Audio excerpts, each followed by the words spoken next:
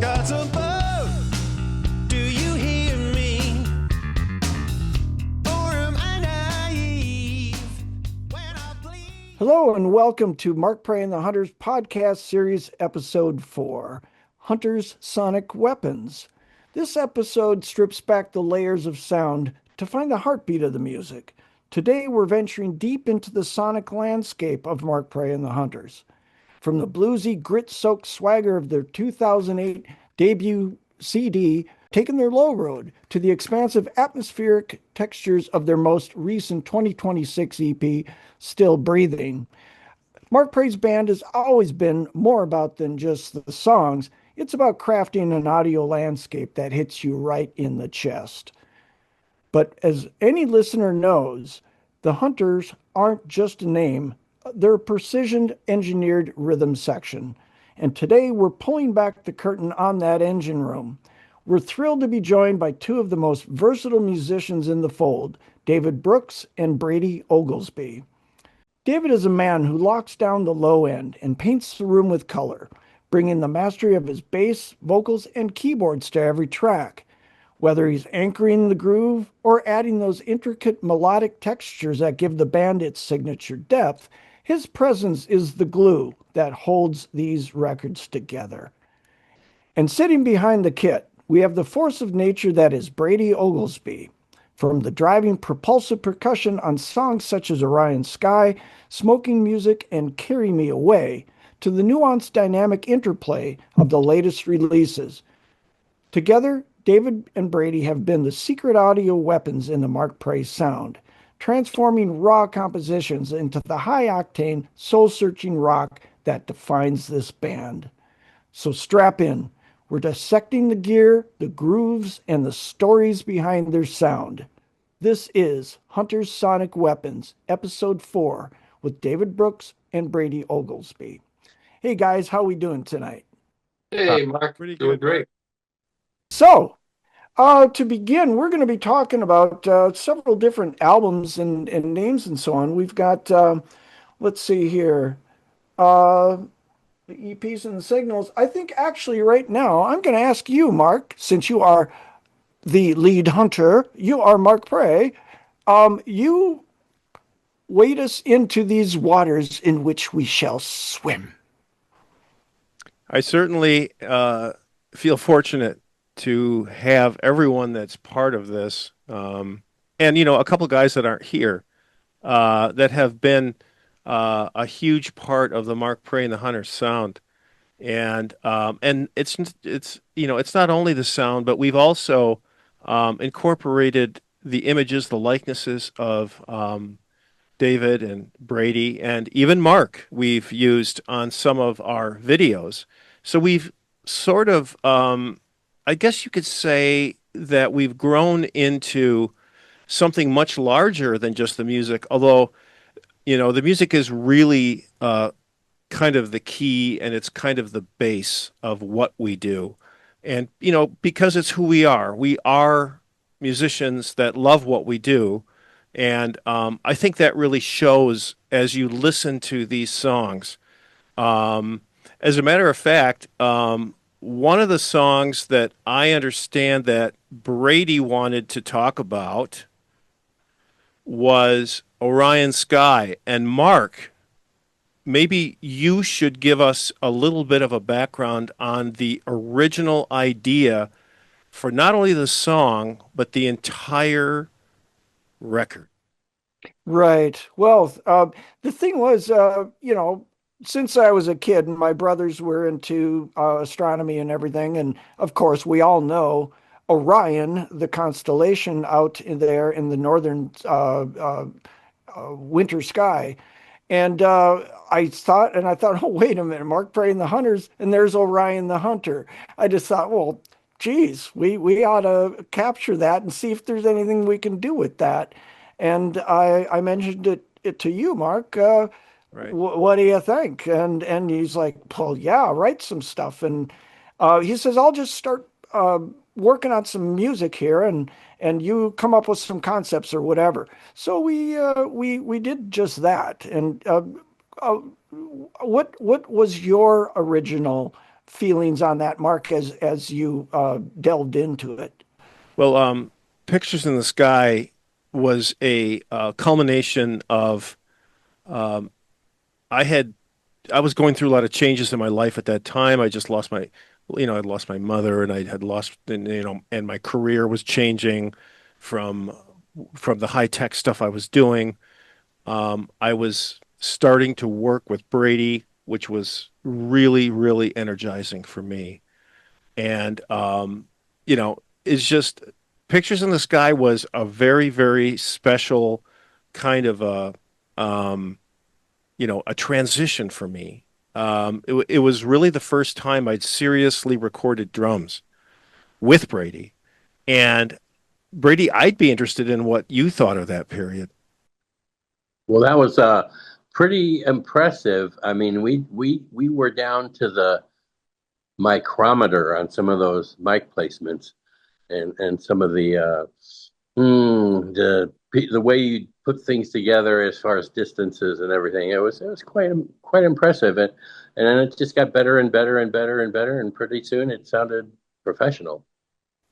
Yeah, that was fun. I was trying to figure out how we could get the sound we needed with the mics that we had, not the mics we wish we had, but we had some pretty good microphones. Yeah, We had a couple of overheads that were fairly decent for sure. We had a good kick drum. We had a really nice, I think we had Rhodes, roadies, and we did not use we used the dynamic microphones mainly because they really fit for what we were trying to do. But we mic'd every drum. We had, as you remember, Brady, we had the secret sauce of that microphone that was sitting in front of the kit that actually Dean sent us. Dean is the person that mixed and mastered it. right. Dean Baskerville, and he had sent us a microphone to place in front of Brady's kit that he had experience with mixing that created a sort of an image that enhanced the entire kit completely. So Brady, you kind of remember that, right? Oh, absolutely. And I remember it wasn't a very expensive mic. Really No, it was. was not. It was much less than some of the other microphones Yeah, we were using. Yes. it had some kind of dynamic to it. The designers that was unique. That was cool. You You don't recall which mic it was, do you? I do actually. It was a ribbon microphone, oh yeah, and ribbon microphones are they're extremely unique in how they work. The actual numbers on the microphone, it was just a cheap Chinese ribbon microphone, but it really worked in that slot. yeah. And since then I've bought two more. Just because every time I see one on the internet for sale, I'll buy it Hmm. for that reason. So because it's just a really cool front of kit microphone to use. So yeah, it's Great. good fun. Well, and is the next thing you would like to talk about there, Mark? What do you think? Well, I think we should get Dave to the discussion. Now, Dave is a Yeah. person who was really kind of on the front end of Mark Praying the Hunters, which started with really a person who we all miss, who was a friend of all of ours, a dear friend, Paul Rademacher. And we played in a band called, it was the Oregon Beatles, and we were a cover band, but every single person in that band was a hunter. Uh, Brady wasn't there yet, but I wish he would have been in many ways. He Yeah. wasn't. That's not how it worked out. Nope. But David, what is your kind of remembrances of that band? Oh, that was a lot of fun. It was a lot of work too. I was the Paul, the bass player, and I sang most of the Paul songs. Paul McCartney, that is. Mhm. Paul Rademacher was in that band with us, and he was wonderful. He was our George, well, half George and half John. We played. I looking back, it was several years that we had gigs doing live Yeah, stuff. We played the Hillsborough Marketplace on the we Tuesday did. market. We did. Several big library gigs all over the place, but we had a lot of fun. I just I appreciated having the musicianship of you, Mark, and we worked with Mark Frethem there several times with the sound. And Paul was just an excellent keyboard, and he played guitar too. He was really just a Very fantastic versatile. musician Very, very and a versatile, great Paul. singer too. Yeah. Yeah, very, very versatile. Yeah. And I just had a blast in that band because every time we played, it was not only uh, classic songs from one of my favorite groups out there, the Beatles, but we also got to meet a lot of people. We got to see a lot of things. And thinking back on it, I kind of miss that. I wish we I wish we could revive that in some way. But it was a Yeah, lot of fun. Probably could. I miss Paul a lot. I met all of you guys through Paul. Yeah. Yeah, he was a kind of a common denominator for all of us. Yep. And, it was really a shock when he passed away, and he's sorely missed. The universe misses Paul. And yeah, I I also saw it as that band injected new energy into me to want to continue to write, to compose, to collaborate, and to come up with more music. And after that, we did. That's exactly what we did. And I remember songs. Dave, you were on all of the early records, all of them. Yeah. And I think of a song called "No Sleep Tonight." And Yeah.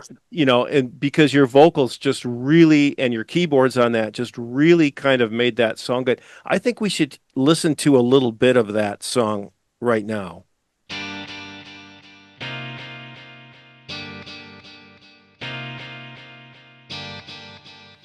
So what was it like, David, for you to actually play, get involved on a song like that and some of the others? Well, it was I didn't know what to expect when we first got together to do recording. We had played together, but we hadn't recorded anything.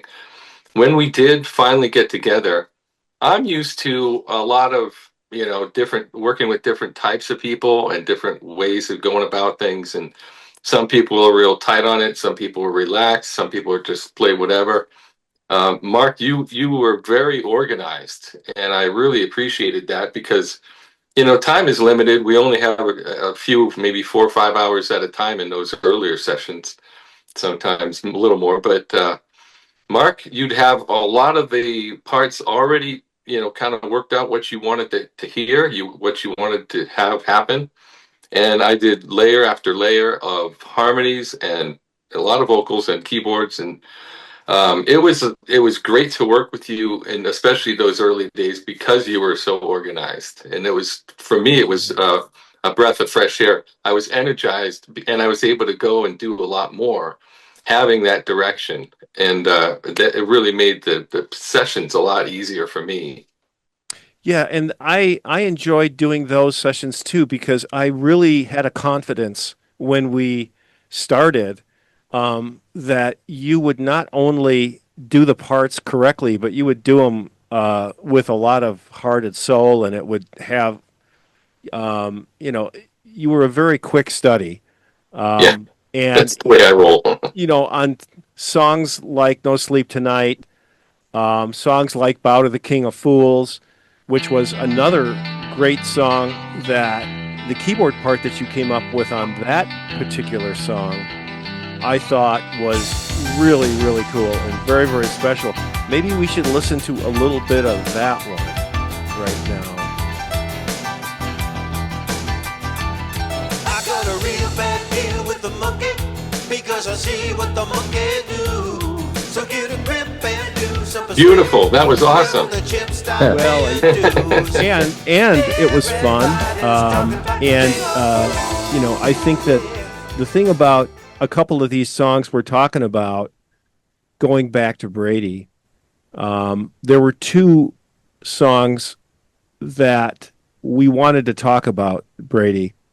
One of them is called Smoke and Music. Yep. Right? Yep. And that song, Mark, goes back to, pretty sure it's 2008 with the CD that you showed us earlier called Taking the Low Road. And I had no idea what I was doing, recording. Right. I had just started. I didn't know what I was, but the song was strong. And proof of that song. Number 2 on that album. It was number 2, yeah. And, the proof of that song having legs and being a strong song is Brady and I had been listening to a bunch of old music. And Brady's truly a groove guy. And that song was a heavy groove. Brady, isn't that kind of how you remember it? Oh yeah, always searching for the deep dive. The big and deep. Let's see if we can do that with the rhythm. I think that's what makes a song really strong. And that particular song, Smoke and Music, had a really nice hook, but it had that deep groove, and it had the groove. In 2008, it just was buried in incompetence as far as the actual recording. It was my freshman thing. No, you did well, man. You did just fine, buddy. Oh, thank you. So there was that one, and then I'm trying to think of the other song, Brady, that you wanted to talk about. There was Smoke and Music. Is Carry Me Away. I think why I like that one of the reasons I like that one so much is Dean really captured the drum sound. I mean, it's huge. It's absolutely huge. And it's consistently huge throughout the whole song. So I love listening to that one. And then Smoke and Music is on the CD right after that. So I usually listen to both of them. Because I love both of those songs. I love the way they came out. Yeah, I think now's a good time to listen to a little bit of Carry Me Away right now. So let's listen to that song. All right. Right. Time 3. When I get up in the morning. Yeah, so the thing about Carry Me Away that I remember very well is we were kind of working through the songs, and the name of the song was Rollin' Away. Right. And David and I had a back and forth. We still do this with names of both records and songs. We even did it recently. But David said, "What about Carry Me Away?" And I was just like, oh my God, could that be any more perfect? And it's so much better because Rolling Away is it just didn't really capture it. And Dave, like what were you thinking about when you came up with that name? Well, I thought of Rolling Away as being going away from you and taking it somewhere else, whereas Carry Me Away, you're going together. And that's really where just a very simple, it just, made more sense to me, especially with the other lyrics that you had already. It just felt right, felt real. And it was, easy for me to come up with stuff like that with your songs. I always have, it always gives me new ideas when I hear your stuff. Yeah, and I think now would be a good time to talk about the next project, which I can hint upon, but not necessarily give you all the details about it. It is going to be an unplugged or a sort of an acoustic featuring the two guys right here, because obviously what would the music be without without the bass, which is Brady and David. It'll be it doesn't really have a name yet, although I do know what music we're going to be doing, and I'll be sharing that with these guys over the coming months. Mark has seen the list. I believe I shared the list with you, Mark. Yeah, I've got the list of all your albums and the EP signals or EPs and singles. Sorry, The singles. Yeah, it's got, I think it's 6 songs, and what we've been doing lately is reaching back to music that was written before but not necessarily produced very well, and realizing that there was a time when I had all the exuberance and all the ambition and all of the what it takes to write music, which is really difficult, by the way. Back when we were younger. When we were all younger, right. And and I was smart enough, I guess, to record the music. So we end up, and I mean, this is how we got some of these songs we've been talking about. The songs, 2 of the songs that Brady picked, Smoke and Music, Carry Me Away, which was Rolling Away originally, and probably the 90s, I think. So it's been a long time. But reinvention is really a powerful concept, be it a person or be it music. And this new project that we're going to be doing is going to be exactly that. It's going to be a reinvention of songs, but there will also be a new song. So something old and something new. Well, I would just like to say, working with Mark again, we were on Daddy's Eyes, which was a very thickly layered vocals. Right. And when I came into that session, I remember that Mark, it was kind of like if I saw an interview with Brian May of Queen, and he was talking about how Freddie Mercury had all these weird parts he was having everybody record coming in, and they didn't know what they were doing. He just had said, "Here, do this," and they would play it and they'd do it, and then at the end he put it together, and it was this masterpiece that everybody knows, Bohemian Rhapsody. But that's how I felt about Daddy's Eyes, and a bunch of other ones too that I've done with Mark. He gives out the pieces. I lay down what I've got. I give it my heart and soul, like he said, and then at the end it comes together like it was always supposed to be there. It's just amazing to work with Mark in that way. Thank you, David. Yeah, Daddy's Eyes was it was sort of a dark, a descent into this really weird place, emotionally. And if anyone goes out and sees the video for Daddy's Eyes that David was in, and you were a very large part of that video. I think I've got the shirt on here for the same one I wore. That's what I was thinking. Yeah, that's so cool. I just noticed that. But you only have 2 shirts, right? Yeah, of course. It's got to be 50. Really well on YouTube, that particular video, because the content I thought was very kind of, it took chances. It was kind of edgy. It was dark. It was it was kind of a pop song. So it's powerful. It kind of had both aspects, which I really like, that kind of contrast in music.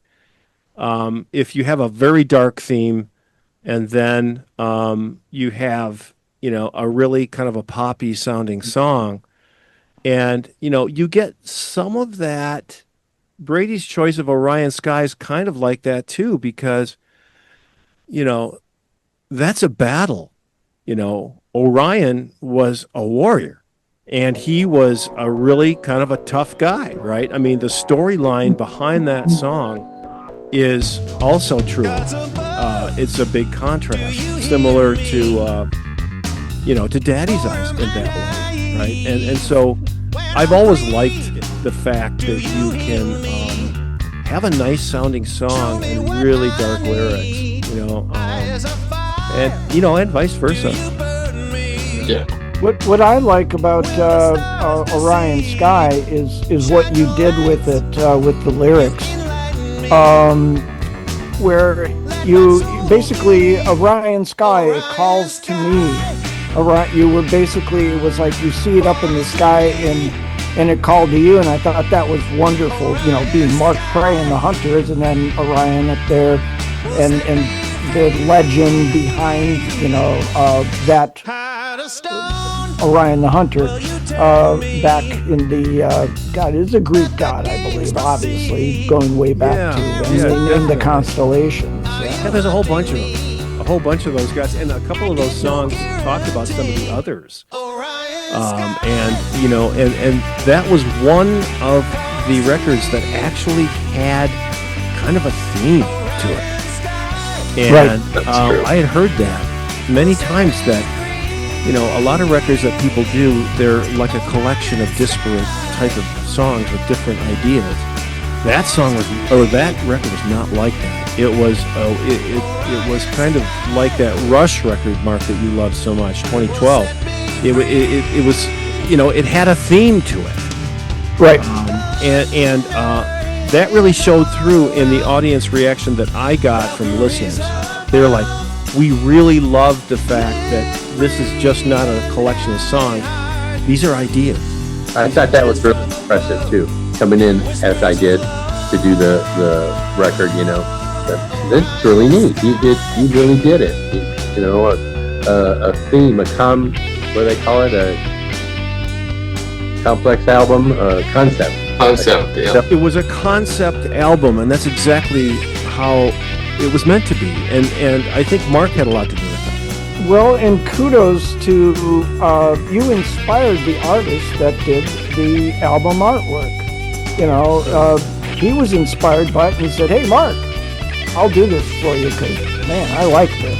That was really cool. Yeah. Very cool album cover. Yeah, so, going back in time again, we have probably 3 or 4 minutes left here, so I'd like to get back to David if we could. Yeah, we have exactly about 9 minutes. We've got about 9 minutes. 9 minutes before 40 minutes, so.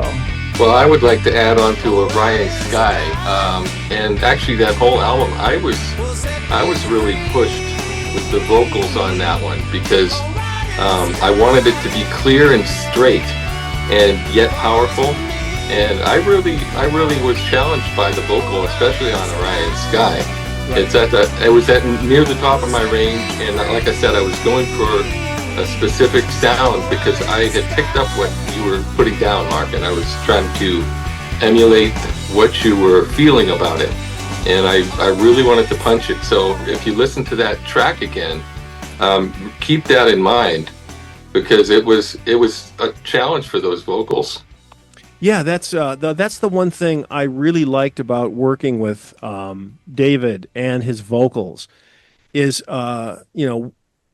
our voices kind of complement each other because I'm in a different timbre of a different range, and they tend to mix really well together. Mark, and you would know this because you did a lot of those. Oh yeah, records. I mean, I hear that, and the thing is, there's times when I guess I really don't know if it's you or him in certain ways. I mean, at least they meld together so well. That's right. And I think of a song, although it's not on our list to talk about. "All About You" was a really great song that really leveraged the vocals.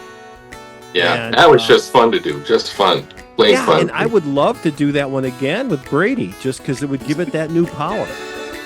That's a great song. I really like that one. And it's not on the list for the unplugged, but maybe we'll have to come up with something better, I guess. Isn't that right, you guys? We'll have to just do something better than that. Isn't that what it's all about? I mean, essentially, as the old saying goes, what is it? Nothing is as good as your last performance, or whatever one of those. You're only as good as your last hit, as the old saying goes. And but we keep having great records. I mean, and it's been going on since. Yeah, if we don't say so ourselves.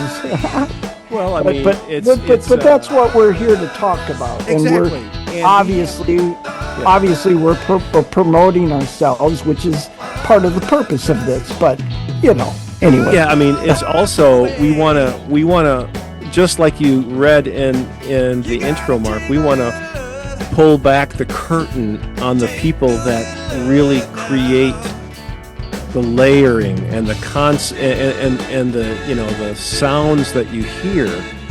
And we're just ordinary average guys. And it's gonna be David and it's gonna be Brady that are doing that. And this puts shines a light on that. And to me, that's really, really important. Well, thanks everyone. We have run out of time. So basically, this has been The Hunter's Sonic Weapons, Episode 4, with David Brooks and Brady Oglesbee.